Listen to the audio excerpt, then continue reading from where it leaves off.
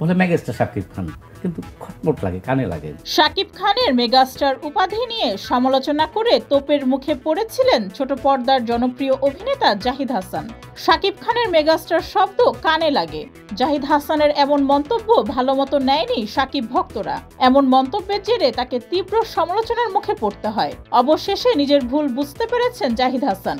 গতকাল সাংবাদিকদের ডেকে শাকিব খানকে নিয়ে এমন মন্তব্যের জন্য প্রকাশ্যে ক্ষমা চাইলেন জাহিদ হাসান। ঢালিউড সুপারস্টার শাকিব খানের ক্ষেত্রে মেগাস্টার শব্দটি ভুলভাবে উপস্থাপন করা হয়েছে বলে দাবি জানান জাহিদ হাসান।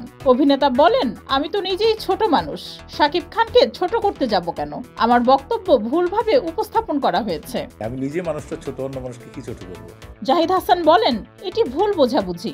আমি চিন্তা করছিলাম, একজন মানুষ যখন বড় হয়ে যায় তখন তার সামনে অন্য কোনো বিশেষণ লাগে না। যেমন টম ক্রুজ, শাহরুখ খান, সালমান বা ম্যারাডোনা, তাদের নামের আগে কি অন্য কিছু দেওয়ার দরকার আছে? তাদের নামটিই যথেষ্ট। আমি সেটাই বুঝাতে চেয়েছি, কিন্তু মানুষ কষ্ট পেয়েছে। জাহিদ হাসান আরো বলেন, কাউকে ছোট করে কেউ বড় হবে সেটা কখনো হতে পারে না। আমি কাউকে ছোট করতেও চাই না। আমি নিজেও মানুষটা অনেক ছোট।